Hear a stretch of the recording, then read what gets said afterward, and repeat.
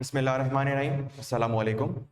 Last class में हमारी discussion ख़त्म हुई थी सिस्टम्स के ऊपर। आज हम लोग एक नए पोर्शन का आगाज़ करने लगे हैं विच इज़ रिस्क।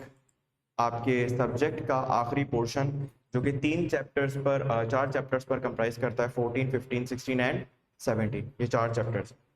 क्या इन चार चैप्टर्स में हम कोई बहुत नई बातें पढ़ेंगे? बिल्कुल भी नहीं।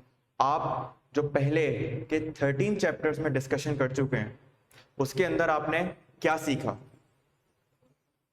जो आपके जहन में है, डेटा के बारे में क्या सीखा?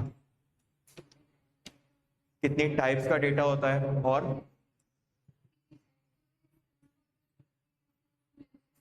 रखते कैसे हैं, मैनेज कैसे करते हैं। मतलब अगर मैं आसान लफ्जों में कहूं, गवर्नेंस सीखी हमने उसकी स्टोरेज सीखी और उस पर काम कैसे करते हैं को अगर मैं एक टर्मिनोलॉजी बुक का दे दूं, बुक की टर्मिनोलॉजी क्या चीज? Data analytics. हम उस डेटा को एनालाइज कैसे करते हैं, गुड पॉइंट। और हमने क्या सीखा? कुछ भी जो अभी तक हमने पढ़ा। Arrange, normalisation. नॉर्मलाइजेशन में हमने क्या सीखा? किस मकसद के लिए यूज होती है ये बताओ। देखो मैंने एक बात सिखाई थी, क्या चीज?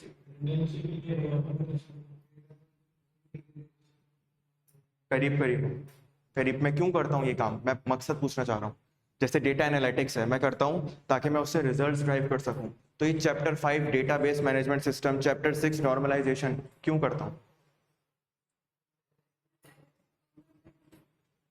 सही है, वो आपने कहा डेटा को स्टोर करने वाली बात में आ जाएगी। और कुछ कह रहे थे आप? करीब करीब हो, जो जुमला कह रहे हो बस करीब करीब है।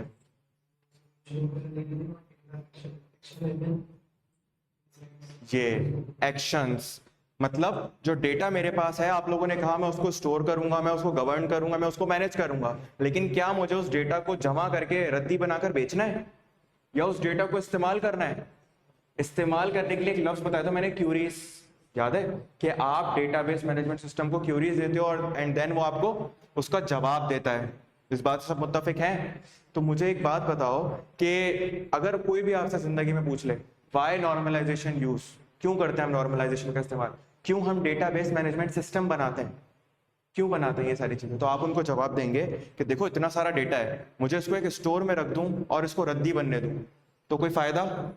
लेकिन अगर मैं इस डेटा को एक लाइब्रेरी में संभाल के पोर्शंस वाइज कर दूं कि मिसाल के तौर पे एफएआर से सारा रिलेटेड डेटा यहां पर है, टैक्स से रिलेटेड सारा डेटा यहां पर है, कॉर्पोरेट रिपोर्टिंग से रिलेटेड सारा डेटा यहां पर है, डीएसआर का डेटा यहां पर है, लॉ का डेटा यहां पर है, लॉ में मैंने फर्दर 2 पोर्शंस बना दिए। तो ये सब क्या है? Database management system. ताकि जब कोई बंदा आए और बोले कि मुझे लॉ की चैप्टर नंबर 13 के नोट्स चाहिए, तो आपको ढूंढना पड़ेगा। आप कहोगे लॉ का पोर्शन ये रहा, लॉ में company law, business law, business law ठीक है, बिजनेस लॉ में चैप्टर 13 ये रहा, ये लो आपके नोट्स। ये फायदा होता है डेटाबेस मैनेजमेंट सिस्टम का, अगर आप कनेक्ट कर सको मेरी बात को। हम लोग यही कर रहे थे। नॉर्मलाइजेशन का मकसद क्या था कि आपने डेटा को जो क्यूरी दी उसने फौरन से जाकर लिंक्स बनाकर क्या चेक किए कि ये डेटा कहां पर पड़ा हुआ है, मुझे कौन सी इंफॉर्मेशन किसके सामने रखनी है। अगर मैं ऐसा ना करता, मेरे पास दूसरा ऑप्शन भी है कि मैं ये सारा डेटा एक एक्सेल की फाइल में एक साथ फैलाकर छोड़ दूं, आखिर में क्या होगा? ढूंढता ही रहोगे। मैंने इसकी एग्जांपल दी थी कि अगर आप अपने नोट्स अपने रजिस्टर में लिखो और आगे पीछे लिखो, एक ही रजिस्टर में सारे नोट्स, तो आखिरी दिन रिवीजन के वक्त आप ढूंढ ही रहे होगे कि एफएआर का डेटा कहाँ है, डीएसआर का डेटा कहाँ है, टैक्स का डेटा कहाँ है। This is the use of database management system and normalization. यहां पर आकर डेटा में कोई और बात हमने सीखी इसके अलावा? यही सब कुछ सीखा था। फिर आपने सीखा सिस्टम के बारे में। सिस्टम में हमने क्या क्या सीखा? ईआरपी सिस्टम, सिस्टम क्या होता है, क्लाउड कंप्यूटिंग, डिफरेंट टेक्नोलॉजीज के बारे में आपने सीखा, क्लाउड कंप्यूटिंग, एज कंप्यूटिंग और ब्लॉकचेन, और इमर्जिंग टेक्नोलॉजीज में आपने आईओटी डिवाइसेस सीखी और एआई सीखा आपने, और सिस्टम और डेटा को आप इंटीग्रेट कैसे कर सकते हैं। और थोड़ा शुरू का बताएं, चैप्टर 7 का। ईआरपी सिस्टम तो 8 में था, 7 आईटी इंफ्रास्ट्रक्चर आर्किटेक्चर, उसमें क्या क्या बातें थी, उसमें हमने आईटी की बेसिक बुनियाद थी कि देखिए बुनियाद मत भूलिएगा, बुनियाद में आपको सारी अहम बातें पता चलेंगी कि इसके फवायद क्या हैं, इसमें स्टोरेज के ऑप्शंस कितने हैं, इसको मैं स्केल कैसे कर सकता हूँ, वर्टिकल स्केलिंग, हॉरिजॉन्टल स्केलिंग, ये सब हमने सिस्टम्स के अंदर सीखी। और आखिर में हमने क्या देखा कि अगर कोई उसके अंदर डिस्ट्रप्शन करना चाह रहा है तो उसका हमारे ऊपर इम्पैक्ट क्या है, दुनिया के ऊपर इम्पैक्ट क्या है, बिजनेस के ऊपर इम्पैक्ट क्या है उस डिजिटल डिस्ट्रप्शन का। अब मुझे एक बात बताएं, ये सारे काम मैंने आपको कहा ये कर लो, ठीक है, अब जरा ध्यान से समझिएगा इस चैप्टर की जरूरत क्या है। आप ये सारे काम करने पहुंच गए और आपने ये सारे काम करना शुरू कर दिए, आपने ये सारे काम करना शुरू कर दिए बिना ये सोचे कि मेरा ये करने से कोई रिस्क भी अराइज होगा। तो सर ये लफ्ज रिस्क क्या है, सबसे पहला सवाल ये होगा, व्हाट इज रिस्क। ड्रॉबैक्स मतलब किसी चीज का नुकसान कहना चाह रही हैं, और कोई कुछ और?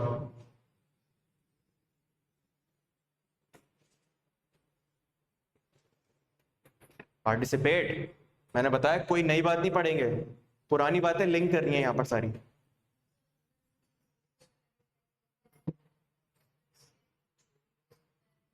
रिस्क है ना, तो मैं वही तो बताऊं रिस्क क्या है, ये तो आपने बता दिया इसमें करने में ये रिस्क है। मैं तो अभी ये पूछ ही नहीं रहा कि कहां पर क्या रिस्क है, मैं ये पूछ रहा हूं व्हाट इज रिस्क। और रिस्क यहां पर नहीं, आगे जाकर आप ऑडिट में ऑडिट रिस्क पढ़ेंगे, रिस्क वो हर जगह पर है दुनिया में, आप घर से यहां तक आइए उसमें भी रिस्क है। तो ये रिस्क क्या है,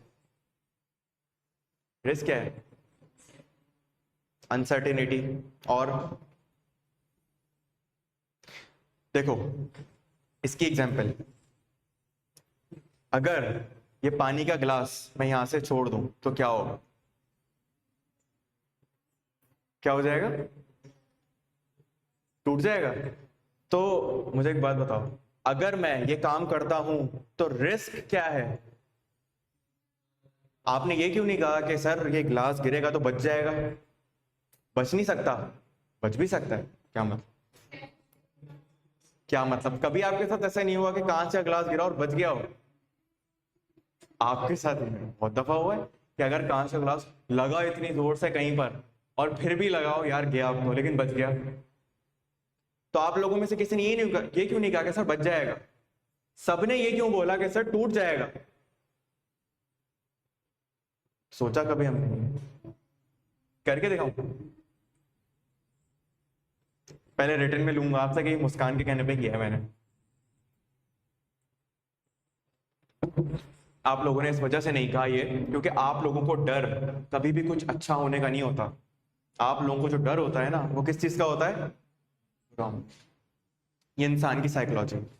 मैंने जब कहा ये ग्लास नीचे गिर जाएगा, किसी ने अच्छा नहीं सोचा, किसी ने नहीं कहा सर हो सकता है बच जाए, किसी ने नहीं सोचा सर हो सकता है ये ऐसे ही रहे बिल्कुल। सबने क्या बोला? सर गिरेगा तो टूटेगा ही। बात समझ में आ रही है कुछ? रिस्क का मतलब होता है कुछ बुरा होने का डर। एक लफ्ज हमें हमारे पास आया अनसर्टेनिटी। अनसर्टेनिटी इज मतलब कुछ बुरा होने का डर। सर हो सकता है मैं एकेडमी से बाहर निकलूं और ट्रेन उड़ा के चली जाए, डर है, रिस्क है।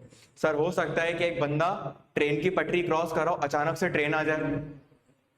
सर हो सकता है कि कोई बंदा अपने घर से बाहर निकले और उसका खुदा ना खास्ता एक्सीडेंट हो जाए। ये सब क्या है? डर, अनसर्टेनिटी। और यहां पर रिस्क का मतलब भी यही होता है। रिस्क का मतलब क्या बताया मैंने? कुछ बुरा होने का डर। अब मैं इसको लिंक करता हूं आपके सब्जेक्ट के साथ। आप लोगों ने डेटा का इस्तेमाल पढ़ा, डेटा को इस्तेमाल करने का रिस्क जनरली बता सकते हैं? डेटा क्या हो सकता है? डेटा आपके पास चोरी हो सकता है, और सर डेटा आपके पास लॉस हो सकता है, गुम हो सकता है, और डेटा का कोई मिसयूज कर सकता है, और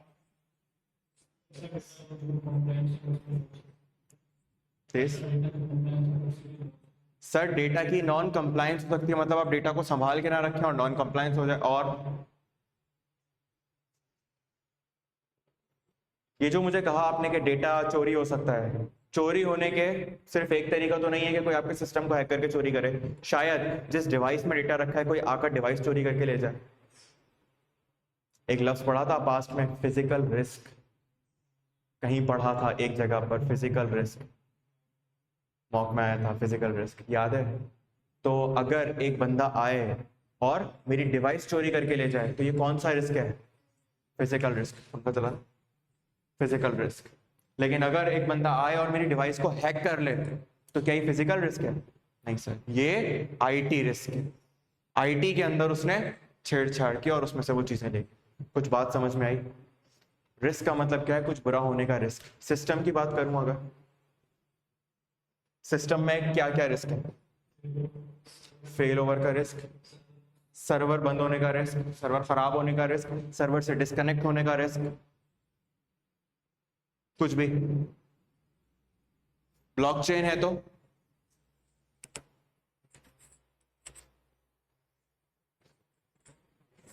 ब्लॉकचेन है तो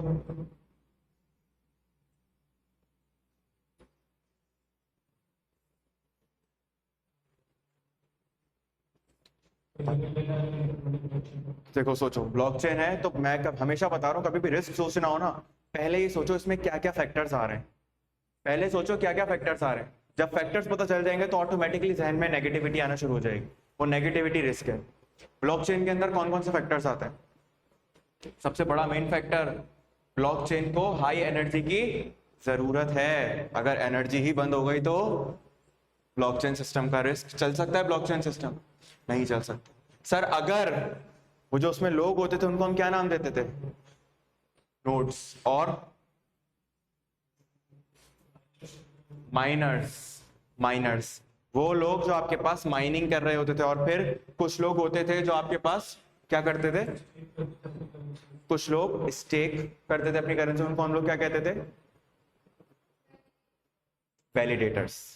और ये सब लोग जो हैं, माइनर्स हो गए, वैलिडेटर्स हो गए, अगर इनके पास वो हाई एंड डिवाइसेस ना हो या उनकी डिवाइसेस खराब हो जाएं तो क्या ब्लॉकचेन का नेटवर्क ट्रांजैक्शन को वेरीफाई कर पाएगा? और अगर ट्रांजैक्शन को वेरीफाई नहीं कर पाएगा, क्या ट्रांजैक्शन एग्जीक्यूट हो पाएगी? आप समझें, मैंने टेक्नोलॉजी बदली तो मेरे रिस्क भी। एज कंप्यूटिंग के अंदर क्या रिस्क? सिक्योरिटी का मसला। क्यों?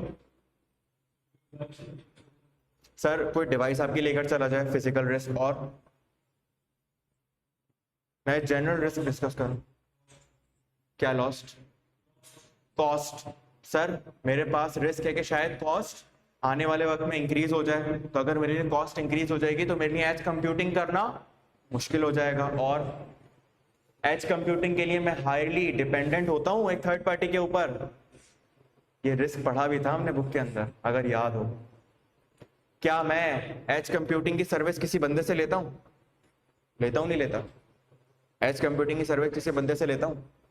क्या मतलब? सर आप गूगल पे जाएंगे, गूगल वालों को $100 मंथ के पे करेंगे और बोलेंगे मुझे आपके पास एज कंप्यूटिंग की ये सर्विसेज चाहिए, उन्होंने आपको दे दी, तो आप किसके ऊपर डिपेंडेंट हो? अगर गूगल ने सर्विसेज डिसकंटिन्यू कर दी तो क्या रिस्क नहीं है आपके लिए कि आपका बिजनेस भी इफेक्ट होगा? बिजनेसमैन बन के सोचो। और कितने रिस्क हैं, पूरी किताब के रिस्क बता रहा हूं। और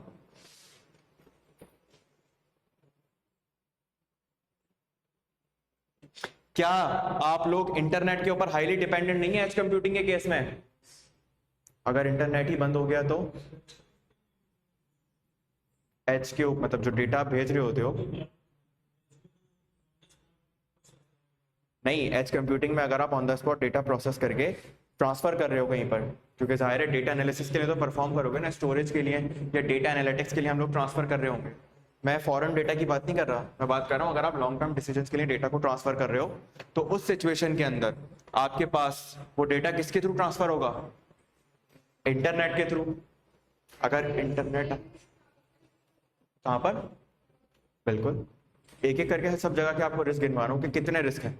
और कोई क्लाउड कंप्यूटिंग में सेम रिस्क आएगा क्योंकि वहां पर भी इंटरनेट के ऊपर हाईली डिपेंडेंसी है। एज कंप्यूटिंग में इतनी नहीं है, क्लाउड कंप्यूटिंग में से ज्यादा है। और कितने रिस्क हैं, और ये सारे रिस्क हमने पढ़े हुए। और यहां पर ये सारे रिस्क गिनवाऊंगा नहीं आपको मैं, यहां पर आपको रिस्क समझाया जाएगा, यहां पर आपको यह बताया जाएगा कि उन रिस्क को आपने अंडरस्टैंड कैसे करना है, उन रिस्क को आपने मिटिगेट, एक लफ्ज सुनेंगे आप, मिटिगेट। इसका मतलब क्या होता है? मिटिगेट का मतलब होता है कि रिस्क को क्या करना, कम करना। किसी ने बोला खत्म करना, कोई बोला, किसी ने खत्म, कोई तो बोले एक बंदा खत्म करना, क्योंकि रिस्क को कभी आप खत्म कर नहीं सकते। रिस्क को खत्म करने का एक ही तरीका है, वो काम छोड़ दो। ये हमेशा याद रखिए, यूनिवर्सल रूल है। कभी भी कोई दुनिया में बोले ना रिस्क को खत्म कर दो, तो बोलेगा काम छोड़ दो। अगर आपको डर है कि मैं क्लाउड कंप्यूटिंग पे काम करूंगा तो मेरा इंटरनेट के थ्रू डेटा कॉम्प्रोमाइज हो जाएगा, तो इस रिस्क को खत्म करने का एक ही तरीका है, और वो क्या है? क्लाउड कंप्यूटिंग का इस्तेमाल छोड़ो। लेकिन अगर आपको कहा जाए कि इस रिस्क को कम कर दो, रिड्यूस कर दो, तो फिर आप कहोगे ठीक है, मैं क्या करता हूं, कुछ कंट्रोल्स लगाता हूं। क्या लगाता हूं? क्या कंट्रोल्स लगा सकते हो? थोड़ा सा पढ़ी हुई है सारी बातें, मैं आपसे कोई ऐसी बात एक्सपेक्ट नहीं करूंगा। इंक्रिप्शन कर देना ना डेटा को, अगर इंटरनेट के थ्रू ट्रेवल करवाना है तो आपने नहीं पढ़ा, इंक्रिप्शन कर दो। और कहां जा सकता है? हम तो क्लाउड कंप्यूटिंग, ऑन प्रेमिसेस में क्लाउड कंप्यूटिंग थोड़ी होगा। क्लाउड कंप्यूटिंग का जहां कॉन्सेप्ट आ गया वो तो मतलब है ही किसी और की जगह। प्राइवेट क्लाउड फिर वो एक स्पेशल सिनेरियो है, मैं जनरल क्लाउड कंप्यूटिंग की भी बात करूं। हाँ, आप प्राइवेट क्लाउड की बात करेंगी तो बिल्कुल आप कह सकती हैं कि प्राइवेट क्लाउड है, वहां पर मैं डेटा इंटरनेट के थ्रू नहीं, शायद वैन के थ्रू भिजवा रही हूँ, तो फिर अलग रिस्क आएंगे, उसके लिए अलग कंट्रोल्स आ रहे होंगे। मैं जो आपको सिखाना चाह रहा हूँ वो ये बात है, रिस्क को कभी भी याद मत करना, मैं वो तरीका सिखा रहा हूँ आपको। क्योंकि अगर रिस्क याद करने बैठोगे ना तो बैठे रहोगे, बैठे रहोगे या रट्टे मारते रहोगे, रिस्क कभी भी याद नहीं होंगे। ना डेटा सिस्टम में, ना ऑडिट में, ना दुनिया में कभी रिस्क याद मत करना। अभी जो आपके साथ मैंने रिस्क डिस्कस किए, क्या ये मैंने कहीं लिखे हुए सुना है? मैंने आपसे क्या कहा? मैंने कहा एज कंप्यूटिंग है, एज कंप्यूटिंग में क्या क्या कंपोनेंट्स इस्तेमाल होते हैं, और वो कंपोनेंट का सोचो और जहन में इसकी वजह से क्या रिस्क आ सकता है। ये एसी यहां लगा हुआ है, क्या रिस्क है? खराब हो सकता है, गर्मी हो जाएगी, और मेल फंक्शन कर जाएगा, ये वाली बात हो गई, और लाइट चली गई तो एसी बंद हो जाएगा। स्ट्रेटेजी समझो, मैं सिर्फ आपसे नेगेटिव बातें डिस्कस कर रहा हूं। मैंने ये नहीं बोला कि सोचो बैठे बैठे ये एसी जन्नत की हवा देने लगे, मैंने ऐसा कुछ बोला? नहीं बोला। क्यों नहीं बोला? क्योंकि रिस्क नहीं है। कभी भी रिस्क कुछ अच्छा होने का, तो रिस्क की मिसाल ऐसे है कि हमेशा नेगेटिविटी रखना अपने जहन में कि यार अगर मैं ये काम करूंगा तो इसकी वजह से बुराइयां क्या क्या मेरे सर पे पड़ेंगी। और आपका अगला स्टेप क्या होगा? दो ऑप्शंस हैं, या तो वो काम ही छोड़ दो, या फिर वो काम करो और उस रिस्क को कम करो। इस दूसरे ऑप्शन के अंदर मैं कुछ और बात कर रहा हूं। मैंने आपसे कहा या तो काम छोड़ दो, वो तो एक बिल्कुल ही भागने वाली बात है ना, बुज़दिल है, डर के भाग गए, काम ही छोड़ दिया। दूसरा ऑप्शन कि मैं काम नहीं छोड़ रहा, बल्कि मैं क्या कर रहा हूं, काम कर रहा हूं, लेकिन रिस्क को क्या कर रहा हूं। एक और भी तरीका होता है इसी के अंदर, और वो ये होता है कि या तो आप रिस्क रिड्यूस कर लो, या फिर रिस्क को एक्सेप्ट कर। क्यों क्यों करूंगा मैं रिस्क को एक्सेप्ट? क्यों मैं कह रहा हूं कि मैं इस एसी को चलने दे रहा हूं, भले एक कूलिंग कम कर रहा है, रिस्क है कि खराब हो सकता है, लेकिन मैं इस रिस्क को एक्सेप्ट कर रहा हूं। क्यों?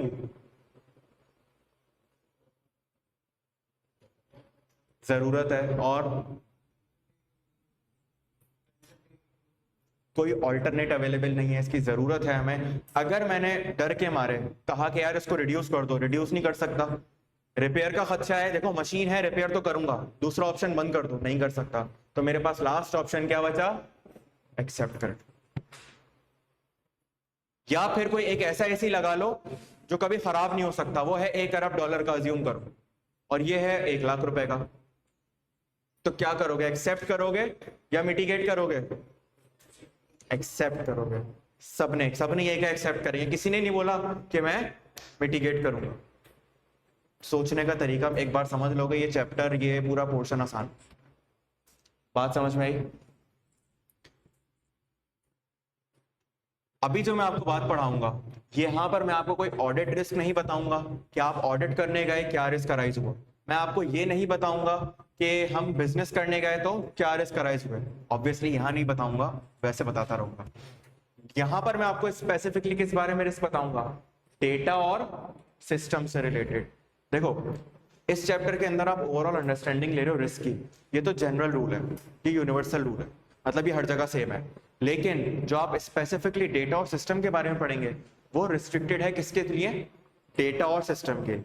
मैंने आपको एक बताई बात कि जैसे जैसे सिनेरियो चेंज होगा वैसे वैसे रिस्क बदल जाएंगे, और रिस्क बदल गए तो कंट्रोल्स भी बदल जाएंगे, ये बात याद रखो। रिस्क बदल गए तो कंट्रोल भी आपके बदल जाएंगे। क्योंकि सोचने वाली बात है, पंखा चलेगा इसका रिस्क क्या है, गिर भी तो सकता है।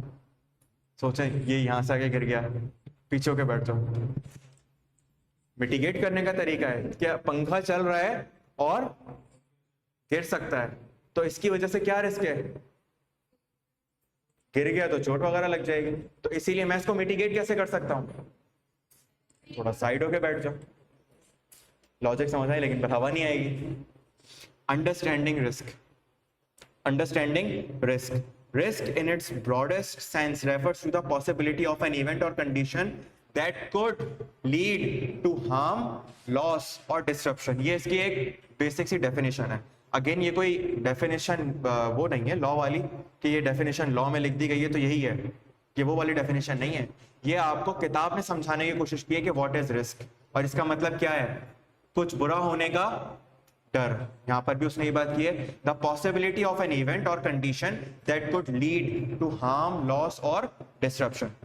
It is an inherent aspect of every business operation affecting financial stability, reputational, operational efficiency and increasingly information technology systems. Sir ये एक ऐसी चीज होती है जिसकी वजह से या तो आपके बिजनेस के ऑपरेशंस अफेक्ट हो रहे होंगे, या आपकी फाइनेंशियल कंडीशन इफेक्ट हो रही होगी, या फिर आपकी कोई इज्जत में कमी आ रही होगी, कोई रेपुटेशन लॉस हो रहा होगा, या फिर आपके ऑपरेशंस इफेक्ट हो रहे होंगे, या फिर आपका इंफॉर्मेशन सिस्टम में कोई मसला आ रहा होगा। ये तो उसने 4 बातें बोल दी, मुझे 4 आप और गिनवा सकते हैं, और किस किस चीज में कमी आ सकती है।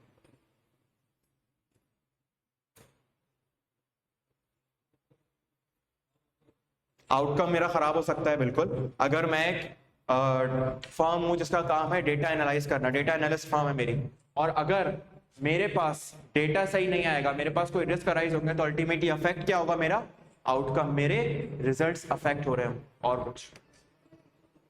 सर कस्टमर रिलेशंस आपके खराब हो सकते हैं, तो फिर मेरा सवाल, क्या यहां पर यही 4 बातें हैं या 4000 और बातें हैं? आप और बात, in today's interconnected digital world, the dependency on IT systems for critical business functions such as customer engagement, data processing and supply chain management has introduced a new spectrum of risk। देखो जैसे जैसे दुनिया आगे बढ़ेगी ना, पहले AC नहीं था तो क्या एसी से रिलेटेड रिस्क एग्जिस्ट करता था? पंखा नहीं था, पंखे से रिलेटेड रिस्क एग्जिस्ट करता था? नहीं करता था। तो उस टाइम पर कौन से रिस्क थे? उस टाइम पर कौन सा रिस्क थे? पहले लोग क्या करते थे गर्मी में, उसमें रिस्क क्या होता था? हाथ में दर्द हो जाएगा और हाथ टूट जाएगा। अच्छा पंखा टूट जाएगा, सही है। तो ये रिस्क उससे रिलेटेड थे। लेकिन जैसे मैंने कहा एसी आ गए, तो क्या वही रिस्क है अभी भी? क्या अभी भी रिस्क है हाथ में दर्द होगा? क्या अभी भी रिस्क है कि टूट जाएगा? अब रिस्क आपके बदल गए। तो यहां पर भी वो यही बात कहना चाह रहा है कि जैसे जैसे दुनिया में मजीद चीजें आई, जैसे कि कस्टमर एंगेजमेंट इंट्रोड्यूस हुआ, तो स्पेक्ट्रम ऑफ रिस्क बदल गया। सर आपके पास डेटा प्रोसेसिंग मुख्तलिफ तरीके से हुई तो आपके पास स्पेक्ट्रम ऑफ रिस्क तब्दील हो गया। सप्लाई चेन मैनेजमेंट में तब्दीली आई तो आपके पास रिस्क का स्पेक्ट्रम तब्दील हो गया। Has introduce new spectrum of risk. Traditional business concerns, these risk can disturb operations, आपके ऑपरेशंस को खराब कर सकता है। Compromise sensitive data and Erode customer trust if not properly managed. Erode का मतलब है खराब कर देना, तबाह कर देना, बर्बाद कर देना। What is risk management? ये इसने आपको बताया रिस्क क्या होता है। अब इसने एक पैराग्राफ के अंदर इतनी सी बात की, अगर आपको पूरा बैकग्राउंड ना समझाता मैं तो हमें रिस्क ही नहीं समझ आता कि ये है क्या, फिर वही रट्टे वाली मारने वाली बात हो गई। तो अब रिस्क मैनेजमेंट क्या है? अब मेरा अगला सवाल क्या है आपसे, सर ठीक है आपने मुझे डर तो बता दिए सारे, मैं पेपर देने जाऊंगा तो डर है कि फेल हो जाऊंगा। तो अब आपने डर तो बता दिया, आपने ये तो बताया नहीं कि इस डर को खत्म कैसे करना है। खत्म कर सकता हूं? नहीं सर, क्या कर सकता हूं? कम कर सकता हूं। तो risk can be reduce but can not be eliminated. ये जुमला अपने जिंदगी में बांधो, risk can be reduce but can not be eliminated. Risk management is a systematic process of identifying, इसके 4 कंपोनेंट्स अपने जहन में रखना, आइडेंटिफाई करना, असेस करना and controlling risk to minimize their potential negative impact on an organization. 4 components क्या हैं इसके? नंबर 1, रिस्क को आइडेंटिफाई करना, मतलब मैं रिस्क तलाश करूं। इतनी देर से आप लोग क्या कर रहे थे? रिस्क तलाश कर रहे थे। सर एसी चलेगा तो ये वाला रिस्क, पंखा चलेगा तो ये वाला रिस्क, आईटी सिस्टम यूज करूंगा तो ये वाला रिस्क, एज कंप्यूटिंग में जाऊंगा तो ये वाला रिस्क। ये सब क्या है? Risk identification. फिर अगला काम, रिस्क को असेस करना। सर कितना % चांस है कि एसी चलता है तो खराबी होता है? असेस करना, क्या मुझे इस एसी को चलाना चाहिए या बंद कर देना चाहिए, मैं सोच रहा हूं। तो मुझे एक बात बताओ कि कितनी दफा ऐसा होता है कि एसी चलता है और हमेशा बंद ही होता है या खराब हो जाता है? सर 1000 में एक दफा होगा, मतलब अगर 1000 दफा एसी चलाऊंगा तो एक दफा ऐसा होगा। क्या रोजाना ऐसा होता है? तो आप असेस करेंगे उस रिस्क को ताकि आप डिसाइड कर सके मुझे इसको रिड्यूस करना है, मुझे इसको खत्म ही कर देना है, मतलब काम ही छोड़ देना है, या मुझे इसको एक्सेप्ट कर लेना है। इस तरह से आप डिसाइड करें। दूसरा कंपोनेंट, तीसरा कंपोनेंट है आपके पास, अब आप डिसाइड कर लेना कि मुझे इसको मिटिगेट करना है, एक्सेप्ट करना है या काम ही छोड़ देना है। और चौथी चीज, जब एक बार डिसीजन ले लिया तो क्या डिसीजन लेकर छोड़ देते हो? Time to time monitor review करते रहना, क्योंकि हो सकता है वक्त के साथ साथ आपका इंफॉर्मेशन सिस्टम जब ज्यादा यूज होगा तो उसमें रिस्क भी बढ़ते जाएंगे। और आईटी मैंने अब हमेशा बताया कि एक ऐसी चीज है जो कि बहुत जल्दी क्या हो जाती है? ऑब्सोलीट हो जाती है। ऑब्सोलीट का मतलब होता है पुराना हो जाता, बहुत जल्दी आउटडेटेड हो जाती है। तो तब्दीली आएगी, तब्दीली आने के बाद रिस्क का स्पेक्ट्रम बदल जाएगा। The primary goal is to ensure business continuity. आपका मकसद क्या है? क्या मेरा मकसद है? मेरा मकसद क्या है?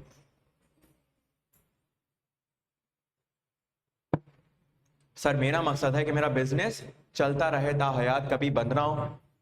प्रोटेक्ट एसेट्स, मैं अपने एसेट्स को प्रोटेक्ट करके रखूं, संभाल के रखूं, and maintain operational resilience. It involves structured approach with the following की स्टेजेस, जो अभी हमने सीखे। अब अगेन ये आपको जनरल रिस्क की बात बता रहा है, ये आपको आपके आईटी सिस्टम के या डेटा के रिस्क की बात नहीं बता रहा, ये आपको ओवरऑल दुनिया के रिस्क बता रहा है। रिस्क को आइडेंटिफाई कैसे करते हैं? Pinpointing potential risk by analyzing business process. वही तरीका है जो मैंने आपको सिखाया कि आप अपने बिजनेस के प्रोसेस को अंडरस्टैंड करें या अपने इंफॉर्मेशन सिस्टम के प्रोसेस को समझें, उसके कंपोनेंट्स को समझें। जैसे जैसे काम हो रहा है वैसे वैसे आपको रिस्क मिलते चले जाएंगे। IT systems and external factors that could lead to adverse outcomes, ऐसी चीजें जो ये काम करने की वजह से बुरा इंपैक्ट करेंगी, वो मेरे पास क्या होते हैं? रिस्क होते हैं। सर क्लियर है? असेस कैसे करेंगे? Evaluating the likelihood of each risk occurring and it's potential impact on operations, finances or reputation, often using qualitative or quantitative methods. Example, risk scoring models. Sir risk assessment में क्या मतलब है मेरी बात का? इसके होने का कितने % चांस है? लाइक्लीहुड। लाइक्लीहुड का मतलब क्या होता है? प्रोबेबिलिटी। कितना % चांस है कि ये हो जाएगा? तो सर रिस्क है कि एसी बंद हो जाएगा, रिस्क है कि मेरा इंटरनेट के थ्रू डेटा चोरी हो जाएगा। अगला सवाल, असेस करो कि कितना % चांस है कैसा होगा? सर 99% चांस है कि मेरा डेटा चोरी हो जाए।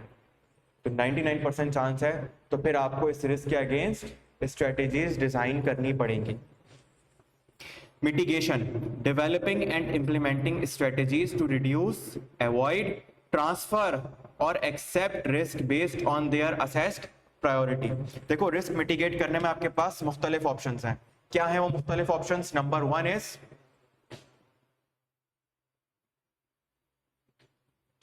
1 इज reduce, क्या मतलब सर मैं रिस्क को रिड्यूस कर सकता हूं, पंखा गिरने का डर है तो पीछे होकर बैठ जाऊं। अवॉइड, अवॉइड करने का क्या मतलब है यहां पर, अवॉइड मैं बता चुका हूं अल्फाज का फर्क है। अवॉइड उस काम को छोड़ देना, खत्म कर देना, अवॉइड कर देना, काम ही छोड़ दो। तीसरी चीज ट्रांसफर, मैं उस रिस्क को ट्रांसफर कर देता हूं। सर ये नई चीज है, ट्रांसफर कैसे कर सकता हूं? मैंने खरीदी एक गाड़ी, सही है, एक गाड़ी खरीदी और गाड़ी खरीदने के बाद हम निकल पड़े सड़क पर। रिस्क क्या है, क्या होगा, एक्सीडेंट हो जाएगा, रिस्क है मेरे पास, और गाड़ी खराब हो जाएगी, और कोई आंटी आएंगी मार के चली जाएंगी, गलती भी नहीं मानेंगी अपनी, ठीक है, यही मसला होता। आंटियां तो थोड़ी मानती गलती के, वो मारे हिट वो करेंगी और गलती हमारी होगी, ठीक है। तो अब सवाल ये उठा, क्या मैं इस रिस्क को रिड्यूस कर सकता हूँ? एहतियात से गाड़ी चला लेता हूँ, रिड्यूस कर सकता। मैं इसको अवॉइड कर सकता हूँ, कैसे? गाड़ी घर में खड़ी कर दो, अवॉइड हो गया। ट्रांसफर कर सकता हूँ, नॉर्मली लोग करते हैं। ट्रांसफर का मतलब क्या होता है, रिस्क मेरा है और मैंने वो रिस्क ट्रांसफर कर दिया किसके ऊपर, इंश्योरेंस करवा के। इंश्योरेंस का मतलब क्या होता है कि अगर गाड़ी का कोई नुकसान हुआ तो कौन भरेगा, इंश्योरेंस कंपनी आपका नुकसान बेयर कर रही होगी। अब मुझे बताओ, अब अगर एक्सीडेंट हुआ तो गाड़ी का नुकसान कौन भरेगा, इंश्योरेंस कंपनी। रिस्क आपका था, आपने क्या कर दिया, ट्रांसफर कर दिया। बात समझ में आई? मजे की बात बताऊं, इंश्योरेंस भी अपना आधा रिस्क ट्रांसफर कर देती है। उस कॉन्सेप्ट को कहते हैं री इंश्योरेंस। री इंश्योरर के पास जाते हैं और मतलब एक बड़ा इदारा, उस बड़े इदारे के पास इंश्योरेंस कंपनीज जाती हैं और बोलती हैं यार मेरे पास ये मुनीब अख्तर नाम का बंदा आया है, इसका रिस्क है कि इसकी गाड़ी का अगर एक्सीडेंट हुआ तो कौन बेयर करेगा, मैं करूं। यार अगर इसका एक्सीडेंट हो गया तो मेरे लिए क्या रिस्क है एज एन इंश्योरेंस कंपनी, कि मेरी जेब से 50 लाख रुपए चले जाएंगे गाड़ी के। कॉन्सेप्ट समझो। मैंने क्या करा, मैंने बोला यार एक काम करो, मेरा आधा रिस्क तुम रख लो, मेरा आधा रिस्क, अगर इसका एक्सीडेंट हुआ तो 25 लाख मैं भरूंगा, 25 लाख तुम भर देना, और इस सर्विस के तुम मुझसे कुछ फीस ले लेना। इस कॉन्सेप्ट को क्या कहते हैं, री इंश्योरेंस का।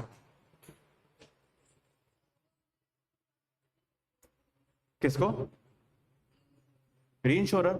री इंश्योरर नॉर्मली ऐसी बड़ी कंपनीज होती हैं जो आगे फर्दर ट्रांसफर नहीं कर सकती, उनके बाद कोई होता नहीं है। ये ऑलरेडी इतने बड़े इदारे होते हैं जो मतलब खत्म हो जाता है यहाँ पर आकर रिस्क, मतलब इसके बाद वो फर्दर ट्रांसफर नहीं कर सकते। ये इंश्योरेंस से रिलेटेड बात बता रहा हूँ, लेकिन अब आईटी से रिलेटेड आप इंश्योरेंस करवा सकते हैं, करवा सकते हैं। कैसे, लेकिन किस चीज की इंश्योरेंस करवाएंगे, डेटा चोरी होने की।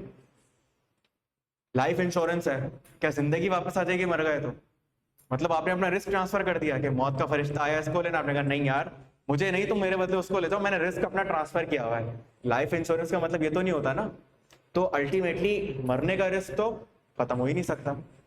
इसी तरीके से डेटा चोरी होने का रिस्क है, डेटा चोरी होने का रिस्क है। तो मैं इंश्योरेंस करवा सकता हूँ इस लैपटॉप की कि यार ये लैपटॉप खराब ना हो, मैं इंश्योरेंस करवा सकता हूँ उस डेटा सेंटर की जहां पर डेटा स्टोर्ड है। लेकिन क्या मैं इंश्योरेंस करवा सकता हूं उसमें मौजूद डेटा की, कि अगर किसी ने वो डेटा चोरी कर लिया तो काइंडली मुझे वो डेटा लौटा देना, मेरा डेटा मत लेकर जाओ, इंश्योरेंस वालों का ले जाना। ऐसा कोई ऑप्शन है? तो कहीं कहीं पर ये रिस्क ट्रांसफर वाली स्ट्रेटेजी नहीं काम करेगी, ये बात याद रखिएगा, और वो इम्पॉसिबल होगा। और तीसरा ऑप्शन क्या, और चौथा ऑप्शन क्या है, एक्सेप्ट कर लेना इस रिस्क को, मतलब कड़वा घूंट पी लेना। Based on their assessed priority, आप असेस करेंगे कि मुझे रिड्यूस करना चाहिए, मुझे अवॉइड करना चाहिए, मुझे ट्रांसफर करना चाहिए, या फिर मुझे एक्सेप्ट कर लेना चाहिए।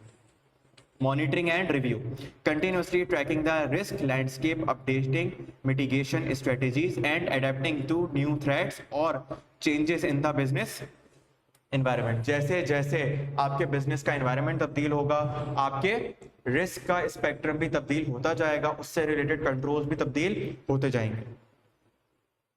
The proactive approach enables organization to anticipate challenges and respond effectively, turning risk management into a strategic advantage. Introduction to IT risk management. अब आया है ये आपकी वाली बात के ऊपर कि सर आप बताएं आपके लिए क्या रिस्क है। The digital transformation of organizations has elevated IT systems to the core of daily operations. customer interactions and strategic decision making. As reliance on these systems grows, so does exposure to IT related risk.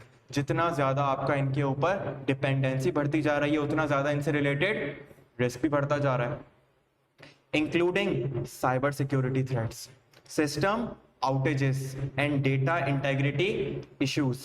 IT risk management focuses specifically on identifying, assessing and mitigating risk associated with IT infrastructure, applications and data, ensuring that digital operations remain secure, reliable and resilient. Sir IT risk management का मकसद क्या होता है? हमारा मकसद होता है कि हम आइडेंटिफाई करें, असेस करें, मिटिगेट करें, मॉनिटर करें किन से रिलेटेड रिस्क, आईटी के इंफ्रास्ट्रक्चर, मतलब वो जो आपने डेटा सेंटर बनाया हुआ है, वो जो आपने लैपटॉप लिए हुए इस पूरे इंफ्रास्ट्रक्चर से रिलेटेड, फिर आपने उसके अंदर जो डेटा स्टोर किया हुआ है उससे रिलेटेड कोई रिस्क अराइज हो रहा है। अगर आपने कोई एप्लीकेशंस यूज कर रहे हैं, मिसाल के तौर पे फूड पांडा है, फूड पांडा के लिए रिस्क क्या है? क्या हो सकता है? इंटरनेट, अगर आपका जो पूरी नेटवर्क है, पूरा सर्वर है वो इंटरनेट के थ्रू कनेक्टेड है, अगर इंटरनेट बंद हो गया फूड पांडा का तो आप सबके पास एप्लीकेशंस चलना बंद हो जाएंगी, जो राइडर्स खड़े हैं उनके पास एप्लीकेशंस चलना बंद हो जाएंगी। और मेरी एप्लीकेशन में मसला आ गया, एप्लीकेशन बंद हो गई तो भी काम खराब हो जाएगा सारा। सर अगर किसी ने एप्लीकेशन हैक कर ली, साइबर सिक्योरिटी का मसला आ जाएगा। क्या वहां पर ये रिस्क आएगा कि मेरे ऑफिस में आग लग गई? क्योंकि शायद फूड पांडा का कोई ऑफिस ही ना हो, अज्यूम करो होगा एक आध ऑफिस, लेकिन अभी जो मैं बात कर रहा हूँ आईटी से रिलेटेड, क्या ये रिस्क है कि हमारा डेटा किसी ऑन प्रेमिसेस में पड़ा हुआ है? नहीं। अगर मैंने क्लाउड कंप्यूटिंग की सर्विसेज ली हुई है तो ये रिस्क ही खत्म हो गया। लेकिन फिर आपके पास क्लाउड कंप्यूटिंग के रिस्क अराइज हो जाएंगे, तो कहीं पर भी मैं रिस्क फ्री नहीं हो सकता, ये बात याद रखो। की objectives of IT risk management, मेरे आईटी रिस्क मैनेजमेंट के की ऑब्जेक्टिव्स क्या हैं? अब देखो, मैंने आपको जनरल रिस्क से रिलेटेड अंडरस्टैंडिंग दी, बातें समझाई, लेकिन इसमें जो की पॉइंट्स आ रहे हैं ये आपके जहन में होने चाहिए। और वो क्या है आईटी रिस्क मैनेजमेंट के? सबसे पहला मेरा ऑब्जेक्टिव है, ये मेरा मकसद है, वो क्या है? Protect IT infrastructure. मुझे अपने आईटी इंफ्रास्ट्रक्चर को संभाल के रखना है, और आईटी इंफ्रास्ट्रक्चर को संभालने से मुराद मुझे अपने हार्डवेयर को संभालना है, मुझे सॉफ्टवेयर को संभालना है, मुझे नेटवर्क को, फिजिकल डैमेज, टेक्निकल फेलियर्स और अनऑथराइज्ड एक्सेस। अब मुझे बताओ, इसमें सारी बातें कवर नहीं हो गई? कहीं कोई मेरे डेटा सेंटर को तबाह ना कर दे, कहीं कोई उसको हैक ना कर, कहीं कोई उसमें से मौजूद डेटा को खराब ना कर दे, ये सारी चीजें कवर हो गई इसके अंदर। Ensure data integrity, maintain the accuracy, consistency and trustworthiness of data throughout its life cycle. Sir मैं अपनी डेटा की इंटेग्रिटी को इंश्योर करूं, मतलब कि मेरे डेटा क्या रहना चाहिए ओवर द पीरियड? एक्यूरेट रहना चाहिए। मेरा डेटा क्या रहना चाहिए? कंसिस्टेंट हो, ट्रस्टवर्दी हो। ये सारी चीजें, क्या हमने ये सारी चीजें डेटा गवर्नेंस चैप्टर 2 में नहीं पढ़ी थी, जिसमें हम लोग डेटा में किन किन चीजों का ख्याल रखते थे? डेटा की क्वालिटी के अंदर एरर्स सही करते थे, और स्टैंडर्डाइजेशन करते थे, कंसिस्टेंसी वाला काम। और एसिड में क्या क्या था? सही बात पिक की इसने। एसिड में क्या क्या बातें थी? Atomicity, durability, isolation, consistency. और इसके अलावा हमने मुख्तलिफ जगहों पर ये बातें पढ़ी हैं। और रिडंडेंसी क्या मतलब? वो तो डेटाबेस मैनेजमेंट की बात है ना, मैं ओवरऑल डेटा की बात कर रहा हूँ इस वक्त, कि मेरा डेटा की इंटेग्रिटी इंश्योर्ड रहनी चाहिए, मतलब मेरा डेटा सही रहना चाहिए, तो उसमें कोई खराबी ना आए, उसमें कोई मसला ना आए, कोई मिसिंग वैल्यूज ना आए। टाइमिंग, डेटा सही होना चाहिए, सही टाइम का होना चाहिए। और ETL मैं इसके लिए परफॉर्म करता था, ETL इंटेग्रिटी का मसला नहीं है, ETL में इस चीज को मिटिगेट करने के लिए करता हूँ। अगर किसी को याद आ रहा हो, ये बात कनेक्ट कर पा रहा हो, ETL में क्या करता था मैं? यही सारे मसले ही तो रिजॉल्व करता था। तो अगर किसी को डेटा इंटेग्रिटी से मसले आ रहे हैं तो क्या रेकमेंड करोगे? कि आप अपने पास ETL करवा लें, एक्सट्रैक्ट, ट्रांसफॉर्म एंड लोड। मतलब अगर आप डेटा वेयर हाउसिंग का इस्तेमाल कर रहे हैं तो फिर आप क्या करें? आप ETL का इस्तेमाल लाजमी करें ताकि आपका डेटा क्या रहे, इंश्योर्ड रहे, वो डेटा सही रहे। बात समझ में आ रही है? मेंटेन सिस्टम अवेलेबिलिटी, सर आपका सिस्टम हमेशा अवेलेबल रहना चाहिए, ये मेरा ऑब्जेक्टिव है। Guarantee uninterrupted services to IT systems to support business operations and customer services. Mitigate cyber security threat, ये मेरा ऑब्जेक्टिव है। देखो जब IT आएगा तो साइबर सिक्योरिटी का मसला अराइज होगा, इसको मिटिगेट करना है मुझे। Defend against evolving cyber attacks including malware, fishing and zero day exploits. मुझे क्या करना है, मुझे अपने हर किस्म के वायरसेस से, हर किस्म के साइबर अटैक से बच के रहना है, ताकि कोई भी, आप व्हाट्सएप के लिए इस वक्त सबसे बड़ा थ्रेट बना हुआ है, क्योंकि व्हाट्सएप का लोग मिसयूज कर रहे हैं। लोग किसी का नंबर हैक करते हैं और उसके रिश्तेदारों को फोन करके या मैसेज करके पैसों की डिमांड कर रहे होते हैं। तो अब व्हाट्सएप एक IT कंपनी, उसके लिए एक रिस्क अराइज हो गया बहुत बड़ा। किस चीज का रिस्क? साइबर सिक्योरिटी का रिस्क, जिसके ऊपर उनका काम चल रहा होगा लाजमी।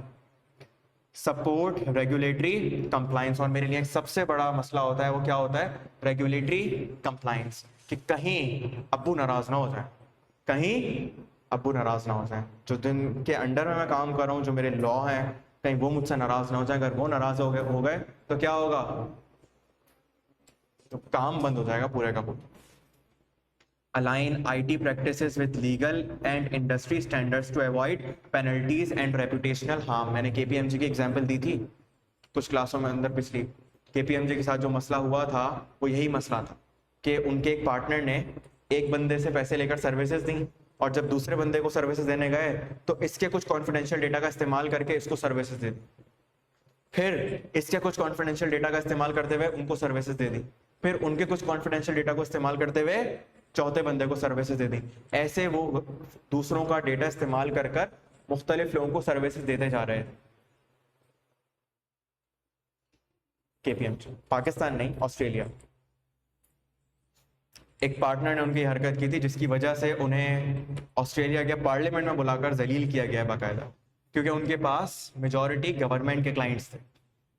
अब गवर्नमेंट के क्लाइंट्स हैं और आपने इस तरह की हरकतें शुरू कर दी, तो ये वाला पॉइंट रेगुलेटरी कंप्लायंस, आपने देखो लोगों के साथ बुरा किया, कॉन्फिडेंशियलिटी का मसला, वो सब सही है, लेकिन आपने किन के साथ गलती की? आपने लीगल कंप्लायंस बहुत बुरी कर दी। तो बस यहाँ पर वो नाराज हो गए, और फिर देखें क्या होता है उनके साथ।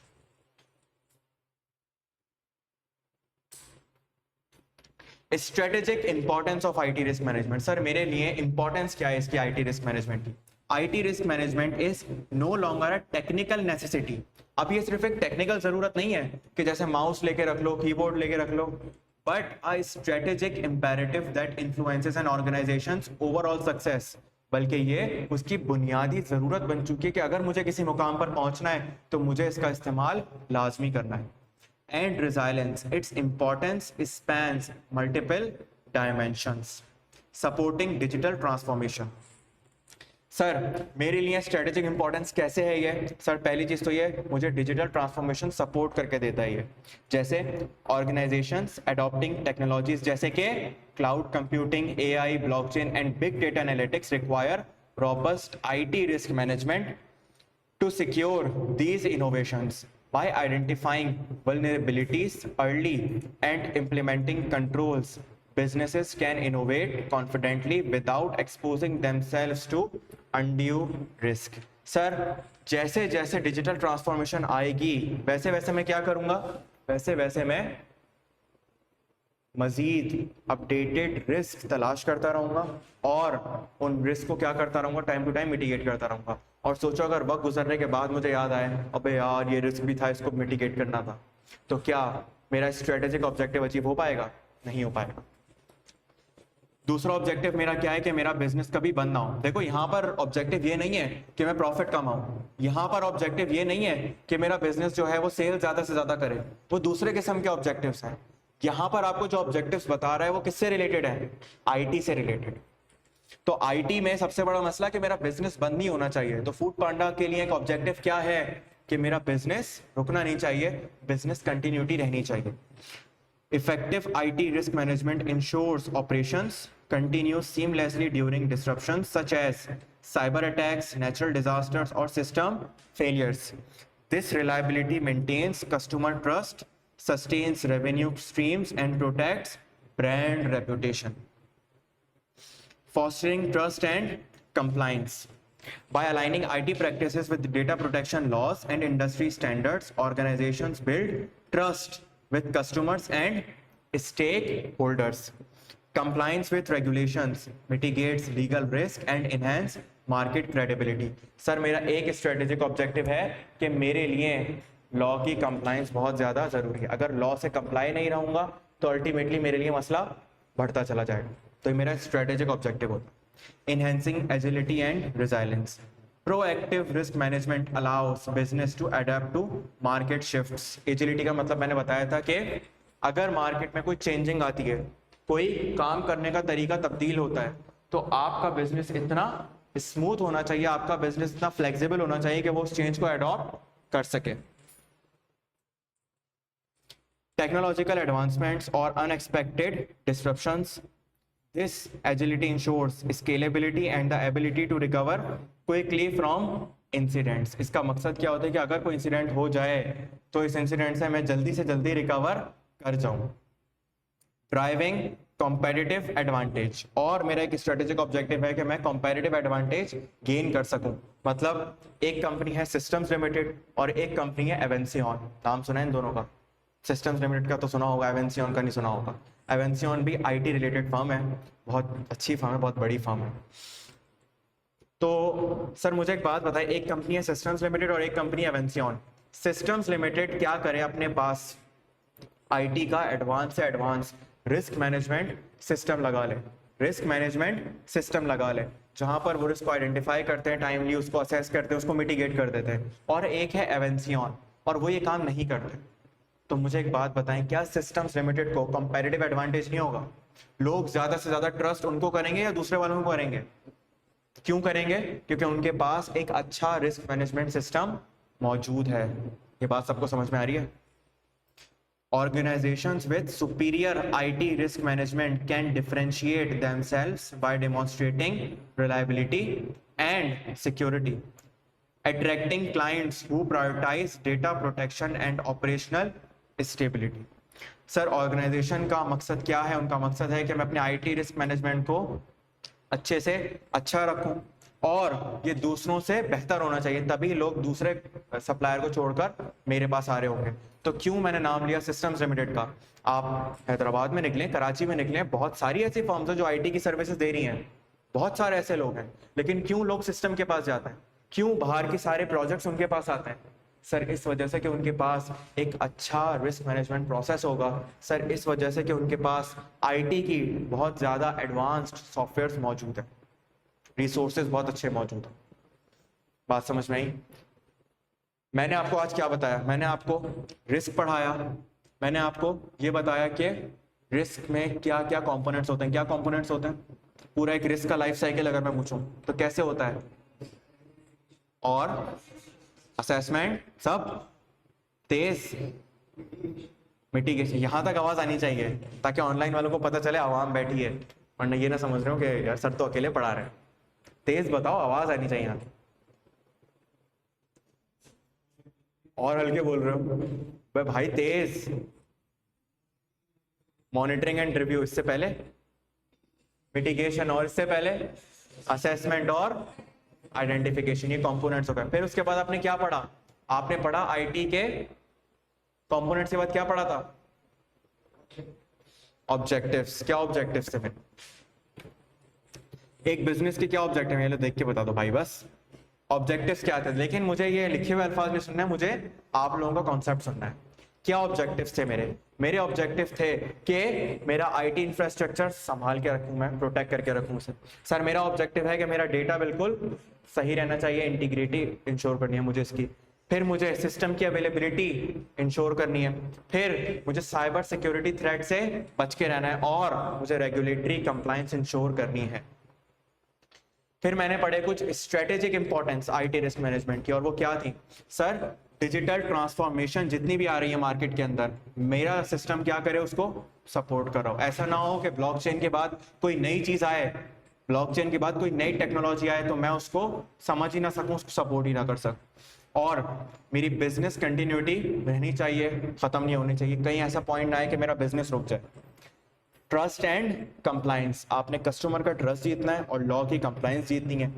एजिलिटी एंड रिजाइलेंस, आपका बिजनेस इतना फ्लेक्सिबल होना चाहिए कि हर सांचे के अंदर ढल जाए, जैसे मार्केट शिफ्ट हो आपका बिजनेस भी उस तरफ चला जाए, आपका आईटी सिस्टम भी उस तरफ चला जाए और आपको कंपैरेटिव एडवांटेज मिल रहा हो।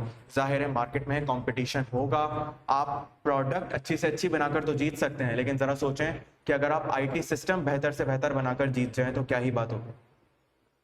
किसी का कोई सवाल रिस्क से रिलेटेड?